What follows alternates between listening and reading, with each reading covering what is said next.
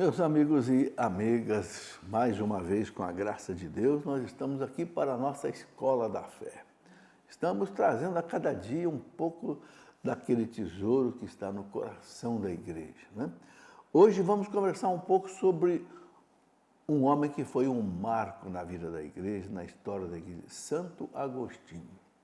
Já conversei um pouco aqui sobre São Leão Magno, um gigante da igreja, já falamos aqui de São Bento, o pai da Europa. Hoje eu quero falar de um homem que marcou a civilização, né? Santo Agostinho. Viveu na época que os bárbaros invadiram o Império Romano, né? Mas ele sobreviveu a esse tempo todo. Em nome do Pai, e do Filho, e do Espírito Santo. Amém. Vinde, Espírito Santo. Enchei os corações dos vossos fiéis. Acendei, Senhor, em cada um de nós o fogo do vosso amor. Enviai o vosso Espírito, e tudo será criado, e renovareis a face da terra. Ó Deus, que instruístes os corações dos vossos fiéis, fazei que nós apreciemos retamente todas as coisas nesta noite, nesta aula, segundo o mesmo Espírito, e gozemos sempre da sua consolação, por Cristo nosso Senhor. Amém. Ave Maria, cheia de graça, o Senhor é convosco. Bendita sois vós entre as mulheres, e bendito é o fruto do vosso ventre, Jesus. Santa Maria, Mãe de Deus, rogai por nós, pecadores, agora e na hora de nossa morte. Amém. Glória ao Pai, ao Filho e ao Espírito Santo, como era no princípio, agora e sempre. Amém. São José, rogai por nós. Em nome do Pai, do Filho e do Espírito Santo. Amém. Meus amigos, nunca comece uma aula sobre as coisas de Deus sem antes rezar, sem antes pedir a inspiração do Espírito Santo. A gente precisa preparar tudo, mas colocar tudo debaixo da graça de Deus. Como eu disse, vamos conversar hoje sobre Santo Agostinho, grande santo doutor da igreja, que nasceu no ano 354, morreu no ano 430. Só quero pedir a você uma coisa muito importante. Não esqueça que a Canção Nova precisa da sua ajuda. Olha, faz 30 anos praticamente que eu estou aqui fazendo a Escola da Fé. Que coisa bonita, que graça de Deus. Mas por quê? Porque quem assiste a Canção Nova mantém a Canção Nova. Coisa maravilhosa, né? Então é o povo de Deus construindo o reino de Deus. Então, use aí, por exemplo, o seu Pix, para ajudar a Canção Nova, pix.doação@cançãonova.com. Muito simples. Hoje, o jeito mais fácil de você fazer transferência de dinheiro, não paga taxa, nem paga quem envia, nem paga quem recebe. Isso para a Canção Nova é muito bom, né? Então, use lá o seu pix.doação@cançãonova.com. E vamos à frente conversar um pouco sobre Santo Agostinho. Vocês estão vendo esses livros aqui? Todos esses livros, meus amigos, são obras de Santo Agostinho. Eu quero ver se, durante a aula, eu vou mostrando aí um pouco dessa matéria. Vocês vão ver o que é esse gigante. Lá no século IV, onde se escrevia com pena, molhando numa tinta, né? Não tinha caneta hoje, não tinha computador, como esse homem escreveu, né?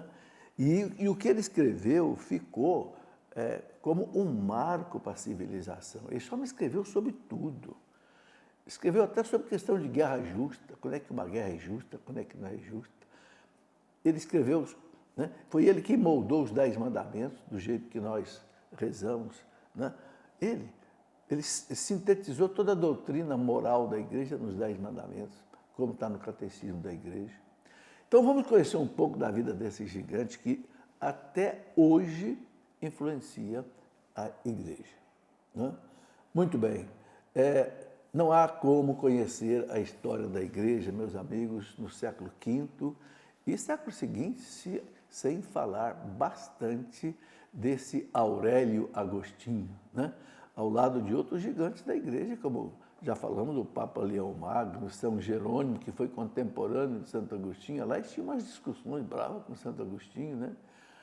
São Cirilo de Alexandria, também, que foi doutor da igreja, São Máximo de Turim, doutor da igreja, São Pedro Crisólogo, né? Esses gigantes todos aí, São Pedro de Ravenna, São João Cassiano, olha, Você está vendo aí as datas desses gigantes, né? São Paulino de Nola, São Vicente de Lérins. E por que eu estou colocando esses nomes aqui? Para você ver por que a igreja conseguiu superar aquela onda dos bárbaros, que dominaram toda a volta do mar Mediterrâneo, derrubaram o Império Romano do Ocidente. Por que a igreja ficou de pé? Por que a igreja foi a única instituição que ficou de pé? Vou repetir, porque tinha esses gigantes, né? Leão Magno, que vai enfrentar Átila, rei dos Hunos, que vai enfrentar Genserico, rei dos Vândalos, quando o imperador romano já tinha fugido. Um São Jerônimo, que sai lá de Roma e vai lá para a Terra Santa traduzir a Bíblia do grego e do hebraico para o latim.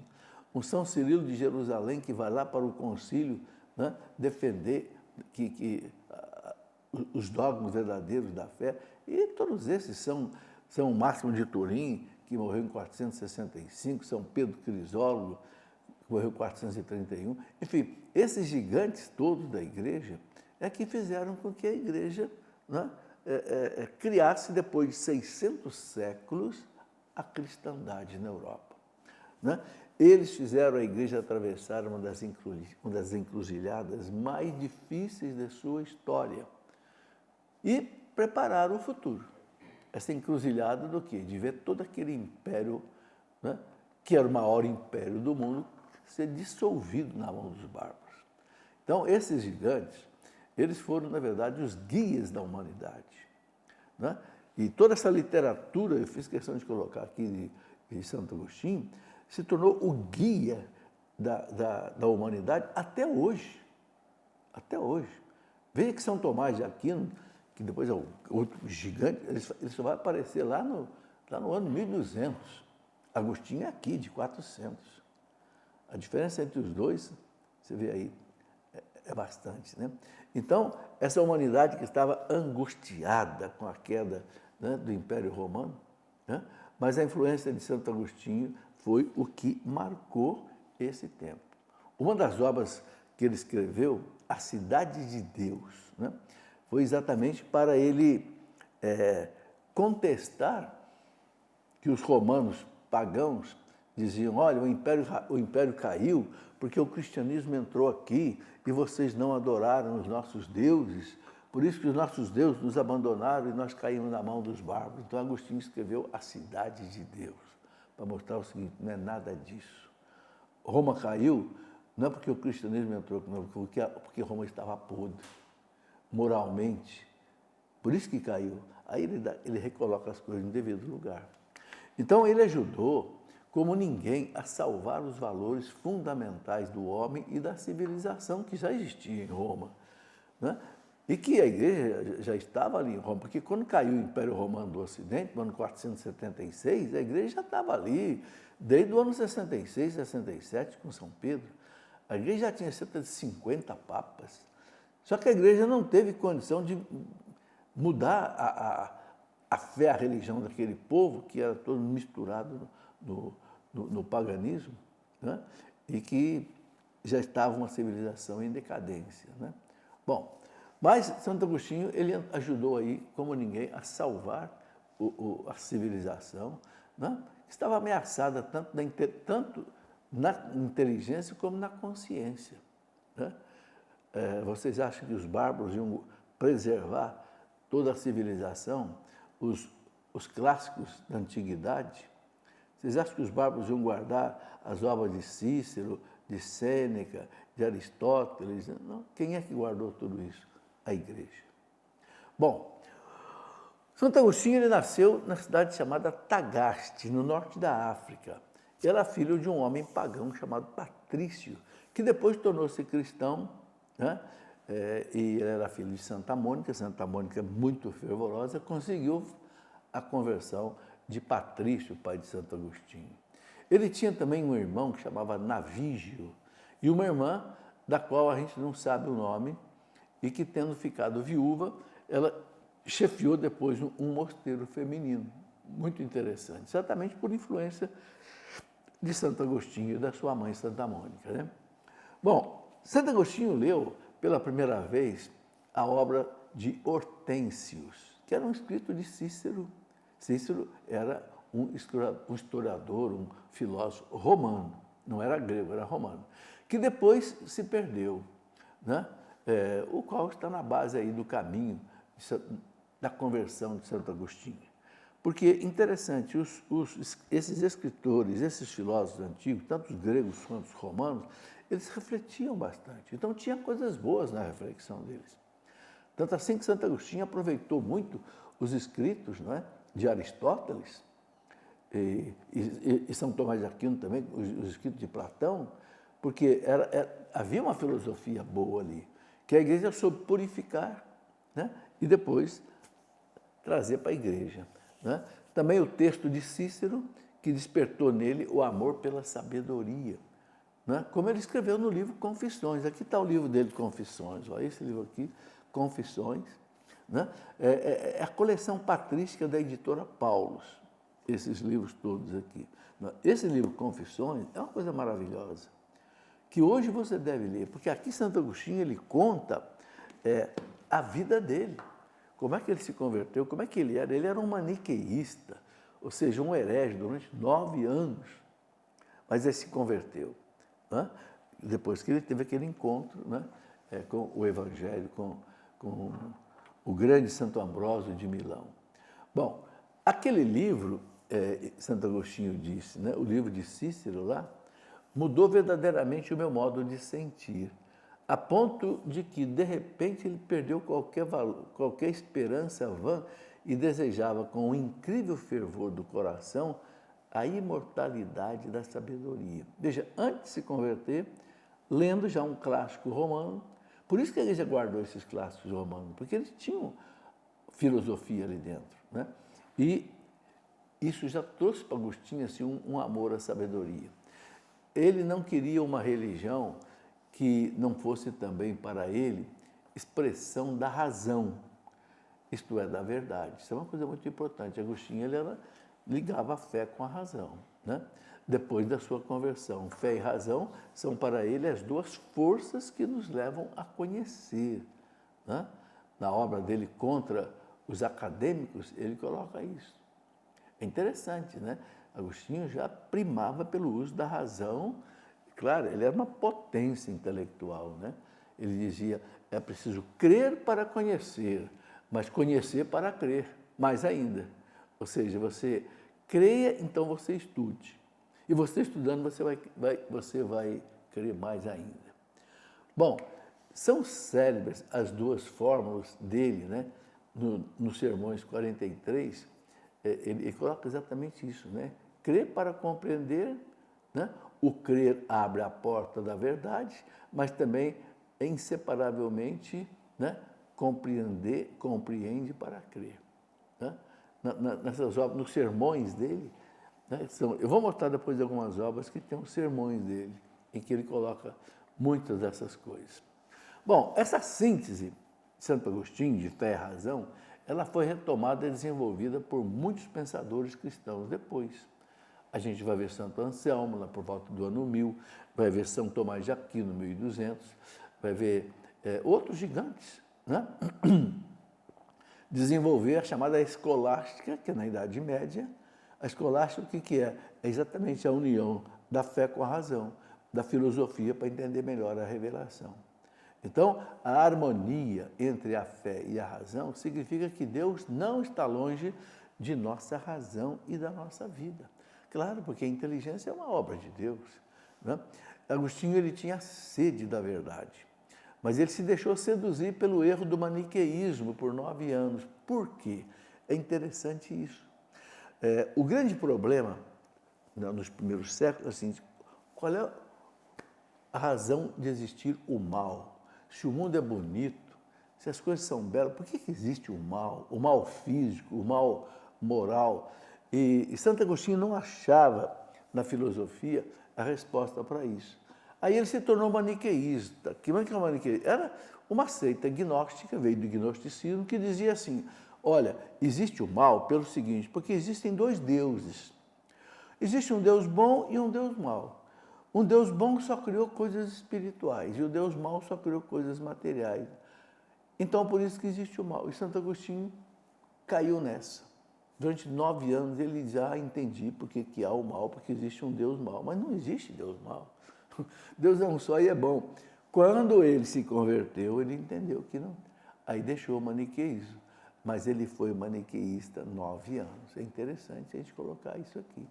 Né? Então, o estudo de certa filosofia tornou assim maniqueísta. Né? Filosofia dos gnósticos, que escreviam muito, né? Convencido naquele momento de ter encontrado a síntese entre o que ele chamou de racionalidade, busca da verdade, e o amor, né? De outra forma, a Jesus Cristo, mas de uma maneira ainda errada.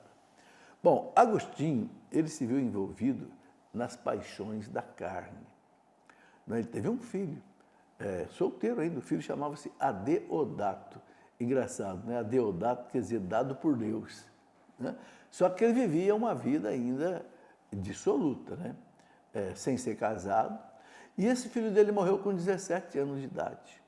É interessante, né?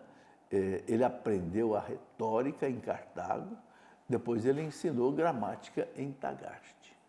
Bom, vamos fazer o nosso primeiro intervalo e a gente vai continuar estudando muita coisa bonita desse homem.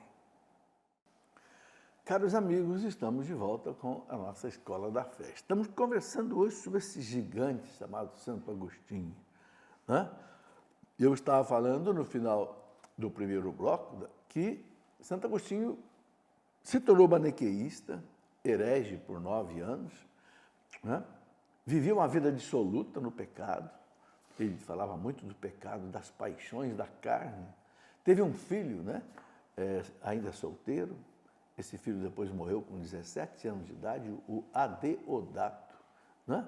E Santo Agostinho, ele era uma potência intelectual. Ele aprendeu retórica, né? Oratória e gramática, que eram as 3 disciplinas mais importantes daquele tempo, porque naquele tempo se escrevia pouco. E a coisa era aqui, ó, no gogó, na conversa. Então o cara tinha que ser bom de oratória, tinha que ser bom de retórica e tinha que ser bom de gramática. E Santo Agostinho, ele aprendeu a retórica em Cartago, era uma cidade importante do norte da África, aprendeu gramática em Tagaste, outra cidade importante onde ele nasceu, até que aos 29 anos, depois de uma breve parada em Roma, ele atravessou o Mediterrâneo, foi para Roma, onde ele chegou a Milão, onde era bispo o grande doutor da igreja Santo Ambrósio. E Santo Ambrósio teve uma influência muito grande na conversão de Santo Agostinho, porque Santo Ambrósio era desses homens também, doutor da igreja. Né? Santo Ambrósio estudava também os clássicos gregos para aproveitar o que tinha de bom na revelação. Né? Então, Santo Agostinho chegou ali em Roma, era uma potência intelectual já, 29 anos. E ele chegou a ser professor de retórica e orador do imperador romano do Ocidente, que tinha a sua sede em Milão. Era o imperador Valentiniano I, que foi imperador de 383 até 392. Né? Então, nessa cidade aí, né, de Milão, Agostinho adquiriu o costume de ouvir o sermão de Santo Ambrósio. Agora, por que Santo Agostinho ia escutar o sermão de Santo Ambrósio? Inicialmente para enriquecer a sua bagagem retórica, porque Santo Ambrósio tinha uma retórica, uma maneira de falar belíssima, tanto é que você lê os livros de Santo Ambrósio, é uma delícia. E Agostinho então aprendia com ele, mas ele não ia lá para aprender religião. Só que Deus foi tocando o coração dele, através, né, das pregações de Santo Ambrósio, lógico. Né? E ele se sentiu fascinado, não só pela retórica de Santo Ambrósio, né, e que cada vez foi atingindo mais o coração dele. Né? E a sua conversão ao cristianismo, então, aconteceu primeiramente pelas orações e pelas lágrimas de Santa Mãe, Santa Mônica, a gente sabe disso. Né? Santa Mônica, Santo Agostinho conta no livro dele, Confissões, ele conta nesse livro que a mãe dele entrava 3 vezes por dia na igreja, ia lá no sacrário e falava para Jesus: Jesus, eu peço que meu filho se converta, que ele seja um bom cristão. Só isso que ela pedia. Mas ela teve que rezar 20 anos. porque Deus queria mais. Deus não queria dar para a igreja só um cristão, Deus queria dar um gigante para a igreja. Então deixou cada mulher acumular, né, as suas orações. A gente entende por que às vezes a gente pede uma vez, duas, Deus não responde. Continua rezando. De repente ele vai te responder daqui a 5 anos. De repente daqui a 10 anos. Sabe por quê? Porque Ele quer dar mais. Então Ele espera. Ele deixa você, né, ter mais mérito para conseguir a grande graça. Muito bem. Deixa eu mostrar aqui algumas coisas de Santo Agostinho, porque é tanta coisa, né? Olha aqui. Santo Agostinho sobre a música. Um livro sobre a música. Olha o pessoal aí de Ministério de Música. É um livro de Santo Agostinho sobre música. Olha aqui, um outro livro aqui. Comentário ao Gênesis. Comentou o livro do Gênesis inteirinho. Olha aqui, olha o tamanho do livro. Né? O Confissões eu já mostrei. Né? Depois, olha aqui um outro livro dele, explicação de algumas proposições da carta aos Romanos, explicação da carta aos Gálatas, explicação da carta aos Romanos. Olha aí, quem quer aprofundar nas cartas de São Paulo, Santo Agostinho explicando para você o que tem ali. Eu vou mostrando porque são coisas... Olha, a doutrina cristã, esse livro aqui é maravilhoso. Aqui ele faz uma síntese da doutrina cristã. Muito bonito. Esse livro aqui foi um dos primeiros livros dele que eu li. Um outro livro aqui, olha, A Verdadeira Religião, o Cuidado Devido aos Mortos. Aqui ele fala sobre os mortos. Veja, gente, quanta coisa esse homem escreveu. É impressionante. Um outro aqui, olha, dos bens do matrimônio, a santa virgindade, dos bens da viuvez, carta a Proba e a Juliana. Eram 2 mulheres que eram discípulas dele. Está aí. Né? Esse daqui é um clássico. A Trindade. Uma das coisas que Santo Agostinho mais estudou na vida dele foi a Santíssima Trindade. E ele chegou à conclusão que não dava para entender, mas ele entendeu muita coisa. Então ele escreveu uma obra inteira sobre a Santíssima Trindade. Gente, é desses clássicos, né? Quando eu digo que o coração da igreja é um tesouro, quem é que conhece tudo isso? Pouquíssima gente. Então, um pequeno esforço que eu faço aqui na Canção Nova é ver se a gente baixa do coração da igreja esse tesouro para chegar na mão do povo, pelo menos um pouquinho. Pelo menos o povo saber o que existe. Está aí a Trindade, aqui as confissões. Bom, mas vamos em frente, depois eu mostro mais um pouco. Vamos em frente. Né? A conversão de Santo Agostinho foi uma coisa maravilhosa. Ele começou, com 29 anos, 30 anos, a escutar as pregações de Santo Ambrósio. Mas ele ia lá porque ele queria aprender a retórica de Santo Ambrósio, a oratória, o uso perfeito da gramática, que eram os 3 primeiros disciplinas que se estudavam naquele tempo. Mas, claro que Santo Ambrósio foi ali para falar de Deus. Isso foi entrando no coração de Agostinho. E certamente Ambrósio bateu de frente com o maniqueísmo. E Agostinho começou a abrir os olhos. Né? E aí ele já estava naquela luta para se converter, mas engraçado, o que impedia ele de converter? A bendita paixão da carne. Ele sabia que para ele se converter, ele tinha que largar aquela vida de fornicação. Tal. Aí um dia, ele viu o evangelho sobre uma mesa na casa dele e uma voz de criança que parece que cantava no ouvido dele. Toma e lê. Ele disse que era como uma música. Toma e lê. Né? E aí ele pegou o evangelho que estava lá, abriu, e os seus olhos caíram sobre aquela passagem de São Paulo aos Romanos. Olha que passagem, gente. Está lá na carta de São Paulo aos Romanos, capítulo 13, versículo 12 e 13. Né? A noite avançou, o dia se aproxima. Portanto, deixemos as obras das trevas e vistamos as armaduras da luz.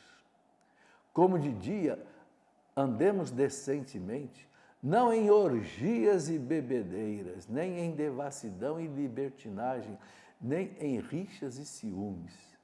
Ao contrário, revesti-vos do Senhor Jesus e não procureis satisfazer os desejos da carne. Gente, Santo Agostinho caiu num pranto, num choro, Ali foi a gota d'água, foi o toque de Deus na conversão desse homem. Mas olha que coisa bonita, gente, porque ele viu uma passagem do Evangelho. Olha a força transformadora da palavra de Deus. Pronto. A partir dali, aquele homem foi outro homem. Ele caiu num pranto, se converteu, né? Ele disse, tinhas convertido a ti o meu ser. Ele comenta isso lá no livro dele das Confissões, né? No capítulo 8 ele fala isso. Tinhas convertido a ti o meu ser. O ser dele inteiro se converteu a Deus. Então Agostinho voltou para a África, da Europa, de Milão, ele voltou para a África, em veste de penitência. Aí ele foi consagrado sacerdote e depois bispo de Hipona, claro, com o tempo, né? E na sincera adesão à verdade cristã e numa intensa atividade pastoral. Agora vocês imaginem, gente, um homem que era uma potência intelectual, conhecia toda a literatura greca e romana dos filósofos, era um doutor em retórica, foi orador do imperador de Roma. Agora, se imagina esse homem, na hora que ele encontrou Deus, encontrou o Evangelho. Aí ele fez como São Paulo.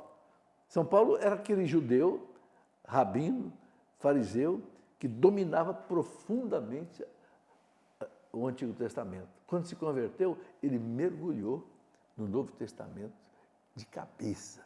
É o que Agostinho fez também. Então, aquilo floresceu assim, maravilhosamente, né? Então, Santo Agostinho, ele soube fazer essa síntese perfeita da fé com a razão, vivendo exatamente o que disse o Papa João Paulo II, na encíclica dele, Fides et Ratio, Fé e Razão, né? Escrevendo a um discípulo, né? Ele disse, né? Deus te livre, Santo Agostinho falando, Deus te livre de supor que Ele odeia em nós precisamente aquela virtude pela qual nos elevou acima dos seres. Qual virtude? A inteligência, ele está falando. Não agrada a Deus que a fé nos impeça de procurar e de encontrar as causas. Com toda a tua alma, esforça-te por compreender. Então, Deus me livre eu desprezar a razão, né? Porque já havia no tempo dele um certo anti-intelectualismo, que achavam que a razão prejudicava a fé. Ainda hoje tem gente que pensa nisso, né? Não. Santo Agostinho diz, não agrada a Deus que a fé nos impeça de procurar e de encontrar as causas. Com toda a tua alma, esforça-te por compreender. Pronto. Agora, aí tem uma coisa muito importante, né, gente? Quem estuda a fé, ele tem que ser guiado pela igreja. Então, qual é o papel dos dogmas na vida da igreja? É guiar aquele que estuda. Você não pode sair de cima dos dogmas, né? Porque os dogmas são como o trilho, os trilhos que conduzem um trem. Se o trem sair de cima dos trilhos, ele está perdido. Então, como dizia o Papa Bento XVI, né? Os dogmas não são grades que impedem o caminho, não, são janelas abertas para o infinito. Se o teólogo, o estudioso, ele caminha em cima dos dogmas, ele vai longe, ele vai compreender as coisas maravilhosamente, né? Então, Agostinho soube dar um sentido e um rumo à inteligência, impedindo-a de se tornar estéril. Ele deu um valor muito grande à inteligência. Ele, no fundo, é aquilo que o Papa João Paulo falou, que eu disse aqui na encíclica dele, né? A fé e a razão são as duas asas com as quais o espírito humano alça voo para contemplar a verdade. Veja, um pássaro não consegue voar com uma asa só. Se você cortar uma asa do pássaro, ele não voa. Então você não pode ter só a fé e nem só a razão. Você tem que ter as duas. Imagina um barco. Um barco, se você ficar remando de um lado só, o que acontece? O barco fica rodando. Então você tem que remar para cá e remar para cá. Remar para cá e não é assim? Então, a fé e a razão. João Paulo II fala, e Santo Agostinho viveu isso, né? A fé sem a razão, ela vira um fanatismo. Esses fanatismos que a gente encontra aí de gente querendo matar em nome de Deus. Agora, a razão sem a fé, ela se torna o quê? Ateísmo, racionalismo, iluminismo. Então, o equilíbrio das duas é que leva à verdade.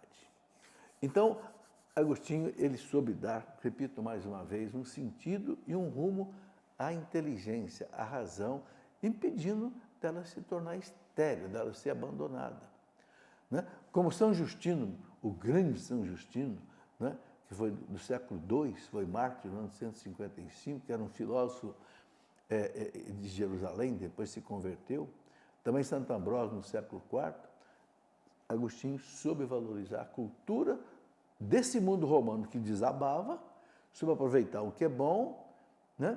E por isso o cristianismo tornou-se o herdeiro de 1000 anos de um grande trabalho intelectual e humano que já existia.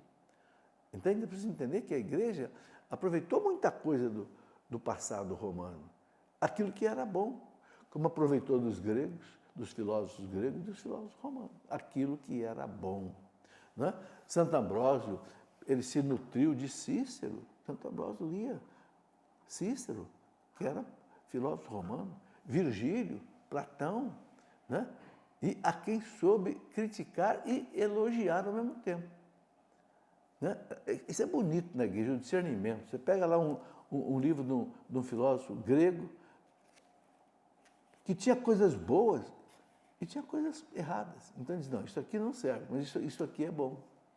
É aquilo que São Paulo fala na carta aos Tessalonicenses, examinar e tudo e ficar com o que é bom. A igreja não tem medo disso. A igreja não tem medo de examinar o que é bom. Né? Os santos padres sempre ensinaram, tudo o que é bom, tudo o que é verdade, esteja onde estiver, vem de Deus. Está aí. Então, no entanto, a salvação dos bárbaros não dependeu, né, dos discursos desses clássicos da antiguidade, mas dependeu do Evangelho. Olha que bonito. Né? Não foram os clássicos gregos, romanos, não, mas foi exatamente o Evangelho. Isso é que é importante na mudança do mundo. Né? Aquilo que os clássicos romanos não conseguiram fazer, impedir a queda do comunismo, a queda do Império Romano, o Evangelho conseguiu sustentar depois toda a civilização. Vamos lá? Mais um intervalo. Eu vou mostrar aqui daqui a pouquinho mais alguns livros de Santo Agostinho. Muito bem, já de volta com a nossa Escola da Fé. Não fique assustado aí com tanta coisa de Santo Agostinho. Eu estou mostrando o tamanho desses gigantes, gente. Assim como já mostrei do tamanho de São Leão Magno, de São Bento, para vocês sentirem a força da igreja. A igreja não nasceu de um beabá, a igreja não nasceu de um oba-oba, a igreja nasceu de gente santa, gente culta, gente que sustentou a queda do mundo no Império Romano e trouxe para nós a cristandade. Né? É por isso que é importante entender essas coisas que eu vou colocando aqui, para você ver a beleza da igreja, a força da igreja, né? E como é que esses homens se entregaram a Deus de corpo e de alma. Né? Vou mostrar a vocês mais um pouco de obra de Santo Agostinho. Né? Por exemplo, aqui, olha, a natureza do bem, o castigo e o perdão dos pecados e o batismo das crianças. Olha aí, o batismo das crianças, Santo Agostinho já falando, desde o século III, IV, a igreja batizava a criança. Olha aí. Depois nós temos aqui um tratado da graça. Esse aqui é o primeiro volume sobre a graça. A graça santificante, a graça de Estado, a graça atual. Ele é chamado doutor da graça. Esse aqui é o primeiro volume, tem mais sobre a graça. Aqui nós temos contra os acadêmicos, a ordem, a grandeza da alma e o mérito. Aqui ele debatia com os acadêmicos romanos que contestavam as coisas dele. Né? Está aqui. Agora, esses três que vocês estão vendo aqui é o comentário aos 150 salmos. Gente, é uma coisa impressionante. Vou mostrar por sequência. Vocês estão vendo aqui, 9.1, é o primeiro volume em que ele comenta os 150 salmos. Depois tem o volume 2, aqui o volume 2, olha o tamanhinho, em que ele continua comentando os salmos, né? Comentário aos salmos, Salmo 51 até Salmo 100. O primeiro vai do Salmo 1 até o Salmo 50. Depois, o segundo vai do Salmo 51 até o Salmo 100. Aí depois esse terceiro aqui vai do Salmo 101 ao Salmo 150. Se você quiser estudar os Salmos, tem 3 volumes de Santo Agostinho aqui para você se deliciar. Como é que eu entendo o Salmo 90? Leia aqui Santo Agostinho. Como é que eu entendo o primeiro Salmo? Né? Gente, eu fico impressionado de ver a potência que era esse homem. Sem usar computador, sem ter uma caneta Bic para escrever, sem ter papel, era tudo uma pena de ganso molhada num tinteiro e escrevendo. Se esse homem tivesse computador, essa mesa aqui ia ficar cheia dos livros dele. E aqui tem mais um ainda, olha. Ah, esse é belíssimo, gente. O Sermão da Montanha e Escrito sobre a Fé. Aqui ele explica o Sermão da Montanha. Eu estou mostrando isso porque, sabe, quando você aposentar, tiver mais tempo aí, e você quiser estudar, né, a editora Paulus, né, está aí publicando essa coleção. Você sabe, isso aqui é chamada patrística. Sabe quantos livros são todos da patrística? A patrística ocidental e a patrística oriental são cerca de 600 volumes. Aqui eu tenho uns 40, só uns 40 e pouco. Entenderam? Bom, mas vamos em frente. Né? Agostinho ele fez o mundo entender, né, que a ciência é tanto mais importante quanto nos faz conhecer a Deus. Olha que bonito. Ele vinculou a ciência com conhecer a Deus e a igreja entendeu isso. Por que a igreja na Idade Média estudou tanto? Por que nós tivemos tantos padres e monges estudando profundamente? Porque a igreja, com Santo Agostinho, aprendeu a ligar, né, a importância da ciência com Deus, com a fé. Está aí. Né? Bom, por isso a teologia é a mais nobre ciência e ele lançou as suas bases, né? Bem como a exegese bíblica, a interpretação bíblica. Né? No seu tratado, né, De Trinitate, né, sobre a Trindade, ele empregou tudo o que ele sabia. Metafísica, psicologia, platonismo, aristotelismo, com a erudição bíblica que ele tinha, juntamente com outros estudos, né, que ele conseguiu fazer. Hoje, esses estudos de Santo Agostinho, os estudos de São Tomás de Aquino, que é bem mais tarde, 1200, são os pilares da teologia cristã, tranquilamente. Muita gente que se desvia da verdadeira teologia é porque não estuda Santo Agostinho e São Tomás de Aquino. Um dia, um bispo falou para mim, posso falar porque ele até já morreu? Dom Antônio, que foi bispo de Lorena, disse, professor, o senhor sabe por que os teólogos da libertação se perderam? Porque eles não estudam São Tomás de Aquino e não estudam Santo Agostinho. Isso eu ouvi de um grande bispo. Está aí. Quem não quiser se desviar do caminho da igreja, siga Santo Agostinho e São Tomás de Aquino na teologia. Tem a Suma Teológica, tem aí a Suma de Santo Agostinho. Né?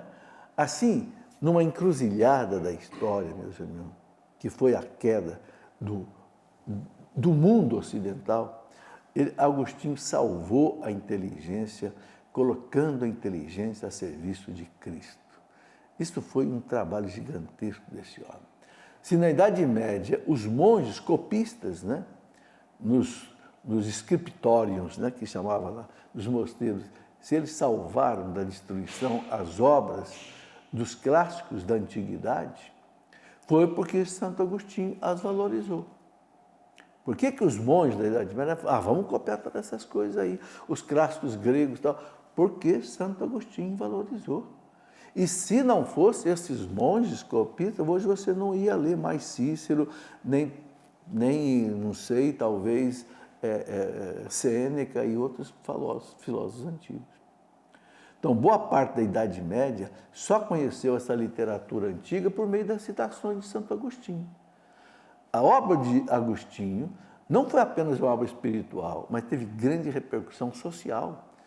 Agostinho ele soube também valorizar a tradição viva da Igreja, pela qual Cristo se mantém vivo nela, né? Ele foi leitor atento de Orígenes, que foi antes dele, Tertuliano, que foi antes dele, São Cipriano, que foi antes dele, Santo Ambrósio, que foi contemporâneo dele, São Basílio Magno, São Gregório de Nazianzo, Santo Hilário de Poitiers. Quer dizer, ele se baseou também nos padres da patrística antes dele. E soube comparar os trabalhos desses padres, né, com o próprio estudo que ele fazia. Então, talvez, sabe, tenha sido o santo que mais falou dele mesmo. Basta você ver nas confissões. Nas confissões ele mostra a alma dele, né? Mas ele fez isso com sinceridade, com simplicidade, não foi para aparecer. Transformando em confissão, isto é, em louvor a Deus, toda a vida dele. Sabe, pelo menos esse livro, As Confissões, eu recomendo que vocês leiam. Porque é maravilhoso. E a gente vai aprender muita coisa com ele. Graças a Deus eu li esse livro há muito tempo e me fez ser assim um devoto, um admirador de Santo Agostinho. Santo Agostinho foi mestre, foi teólogo, foi filósofo, foi moralista, apologista e, acima de tudo, foi um homem com todas as inquietações, os anseios, as fraquezas, né?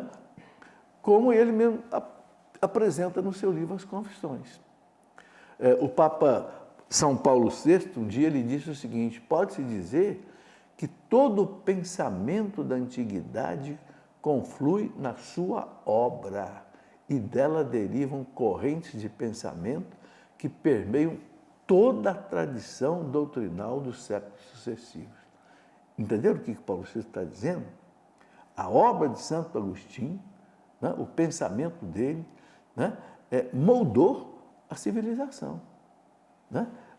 Depois, ele é o padre da igreja que deixou o maior número de obras. De todos os padres da igreja, Santo Ambrósio, São Leão Magno, São João Crisóstomo, Santo Agostinho é o que mais deixou obra escrita. O seu biógrafo, né, escreveu a biografia dele, amigo, que era um bispo chamado Possídio, do tempo dele, diz que parecia impossível que um homem pudesse escrever tantas coisas durante a vida, né? Então, Santo Agostinho escreveu tratados teológicos contra os donatistas, que eram hereges, a respeito da igreja, da eficácia dos sacramentos. Em 426, os vândalos invadiram a África, e ele estava ali, os vândalos, né, bárbaros, e Agostinho sofreu. O biólogo dele, o Possídio, descreveu o sofrimento de Agostinho. Ele escreveu assim: as lágrimas eram mais do que o habitual, o seu pão noite e dia, e tendo já chegado ao extremo da sua vida, mais que os outros, arrastava a amargura e ao luto a sua velhice, porque ele viveu ali a invasão dos bárbaros, ali onde ele estava, na região de Tagaste, né? Diz o biógrafo dele, de fato, aquele homem de Deus via os massacres e as destruições das cidades, destruídas as casas no campo e os habitantes mortos pelos inimigos ou afugentados e desorientados. As igrejas privadas dos sacerdotes e dos ministros, as virgens sagradas e os religiosos dispersos por toda a parte. Entre eles, outros mortos sob as torturas, outros assassinados pela espada, outros feitos prisioneiros, perdida a integridade da alma e do corpo, e também a fé, reduzidos em dolorosa e longa escravidão pelos inimigos. Veja, isso quem escreveu foi Possídio, que foi biógrafo dele, do tempo dele. Então, Santo Agostinho experimentou todo aquele horror da invasão dos vândalos, e os vândalos, meus amigos, que invadiram todo o norte da África e arrasaram com as comunidades cristãs do norte da África, né? Santo Agostinho viveu exatamente e morreu nesse tempo, mais ou menos com a idade aí de 72 anos. Bom, alguns anos antes de morrer, Santo Agostinho ele escolheu o seu sucessor, o sacerdote Heráclito, e o apresentou à Assembleia, que explodiu num aplauso de aprovação, repetindo 23 vezes: Deus seja louvado, Deus seja louvado. Olha que coisa bonita. Agostinho preparou o sucessor dele e certamente era uma pessoa que a comunidade gostava muito, né? O padre Heráclito, né? E olha que interessante, conta aí o biógrafo dele, né? Que num aplauso de aprovação, a comunidade repetiu 23 vezes: louvado seja. Porque era assim que se elegia alguém bispo, padre, né? No caso, esse foi eleito padre, bispo no lugar dele, né? Então, com outras aclamações, os fiéis aprovaram. Além disso, o que Agostinho disse depois sobre os propósitos para o seu futuro. Ele queria dedicar os anos que lhe restavam a um estudo mais intenso das Sagradas Escrituras. Aí, no final da vida, ele queria dedicar mais ainda às Sagradas Escrituras. Né? Possídio, esse biógrafo dele, diz que Santo Agostinho deixou à igreja um clero muito numeroso, assim como mosteiros de homens e de mulheres, cheios de pessoas dedicadas à continência, sob a obediência dos seus sucessores. Então, nós temos a ordem dos agostinianos, né? Além de tudo que esse homem fez de escrever, tudo esse homem ainda deixou, né? Mosteiros e coisas desse tipo. Juntamente com as bibliotecas que contêm livros e discursos seus e de outros santos, dos quais se conhece qual foi, por graça de Deus, o seu mérito e a sua grandeza na igreja, e nos quais os fiéis sempre, né, o encontram vivo. Então, deixou bibliotecas, deixou mosteiros, deixou... Né?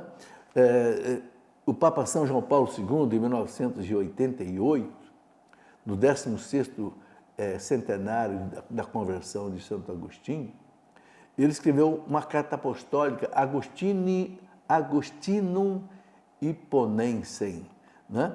E ele diz assim, que foi como um agradecimento a Deus pelo dom feito à igreja e, através dela, à humanidade inteira com aquela admirável conversão. Bem, para Agostinho, meus amigos, a presença de Deus no homem é profunda e misteriosa, mas pode ser reconhecida e descoberta no próprio íntimo do homem, né? Ele dizia, não saias mais, né? Não saias, mas volta para ti. No homem interior habita a verdade. E se achares que a tua natureza é alterável, transcende-te a ti mesmo. Mas recorda-te, quando te transcendes a ti, mesmo transcendes uma alma que raciocina. Né? Está lá no texto dele, De Vera Religione. Né? E nas confissões, ele escreve uma coisa, ele resume isso dizendo assim, criaste-nos para vós e o nosso coração está inquieto enquanto não descansa em vós. Ela é a primeira frase do livro dele, das Confissões. Criaste-nos para vós e o nosso coração está inquieto enquanto não descansa em vós. Então, para Agostinho, estar diante de Deus é estar diante de si mesmo. Sem Deus, o homem está alienado de si próprio, ele dizia, e só pode reencontrar-se encontrando-se com Deus. Só em Deus encontra a sua verdadeira identidade. Né? É aquilo que o Papa João Paulo II disse, o homem sem Jesus Cristo permanece para si um desconhecido, né? Um mistério insondável, um enigma indecifrável. Né? Então está aí, meus irmãos, a grandeza de Santo Agostinho. Tem muito mais coisas que a gente podia comentar. Né? E eu quero só terminar com essa citação dele. Tu estavas diante de mim e eu, ao contrário, tinha me afastado de mim mesmo e não me reencontrava, e muito menos te encontrava a ti. Está nas Confissões. Tarde vos amei, ó beleza tão antiga e tão nova, tarde vos amei. Estáveis dentro de mim e eu estava fora. E aí vos encontrava. E disforme como era, lançava-me sobre estas coisas formosas que criastes. Estava comigo e eu não estava convosco. Retia-me longe vós aquilo que não existiria se não existisse em vós. Amém. Espero que vocês possam ter aprendido um pouco sobre esse gigante e possam aprofundar mais os seus estudos, ok? Que Deus abençoe a todos. Em nome do Pai, do Filho e do Espírito Santo. Amém.